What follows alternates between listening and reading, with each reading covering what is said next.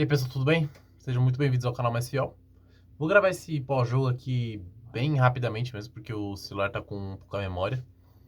E o áudio também vai ficar um pouco pior do que os outros jogos, do que os outros vídeos, porque eu não tô captando ele no microfone.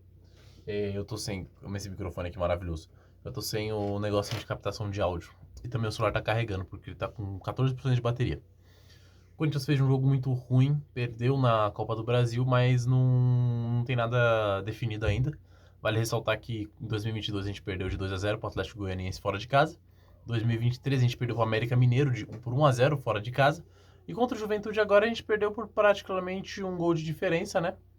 Não, na verdade é literalmente um gol de diferença. Foi 2-1. E o resultado é completamente reversível em casa, 1-0, pênalti a gente passa, ou acaba, vai lá, 2-0, a gente consegue 2-0 e a gente passa para a semifinal.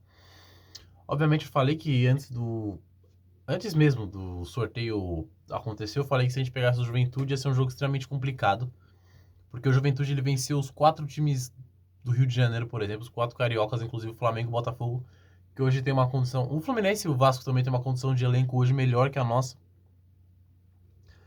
E, cara, o jogo do Corinthians hoje foi muito ruim. O nosso ataque é muito ruim. O nosso ataque é inoperante, o nosso ataque é inofensivo. Nenhum time tem medo dos nossos atacantes. A gente depende do meio-campo e da zaga para fazer gols. E hoje a zaga fez uma partida muito ruim no segundo tempo. A defesa, no geral, foi uma desatenção absurda. Dos 2 gols que o Corinthians sofreu, na realidade, foram dois. E o Corinthians estava bem, né? O Corinthians estava bem no segundo tempo. Tava Tava tentando, eu achei que o Igor Coronado hoje jogou muito bem. Não muito bem, né? Mas eu achei que ele fez uma boa partida. Que se a gente tivesse um atacante minimamente definidor, eu acho que a gente poderia, assim, sair no primeiro tempo, pelo menos com 1-0. Pedro Henrique, ridículo aquele lance lá do contra-ataque dele. E no segundo tempo, o Corinthians muda, né? Depois o Igor Coronado sai, entra o Rodrigo Garro. Pedro Henrique e Romero, ainda bem que saíram, porque eles estavam dois inúteis. E o Yuri Alberto no segundo tempo melhorou. Muito porque o nosso novo centroavante, o espanhol, ele entrou. Eu achei que ele fez um jogo ok, eu não achei que ele fez um jogo ruim, não. Nem que ele fez um jogo muito bom. Porque ele não fez gol, ele não deu assistência, ele não participou, ele nem participou de nenhum gol, né? O nosso gol saiu por conta de um escanteio.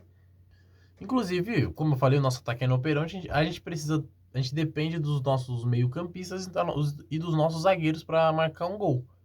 Porque o nosso ataque é uma bosta, o nosso ataque não ataca, não faz gol. Nossos atacantes, eles têm uma deficiência, talvez, de pensar na hora de definir. Talvez o Thales Magna agora ele não seja desse jeito, ou esse Hector Hernandes também não seja desse jeito. Mas a janela já vai fechar. E vai ser, eu acho que muito difícil o Corinthians trazer um cara muito bom que consiga resolver esses problemas. O problema da ponta e o problema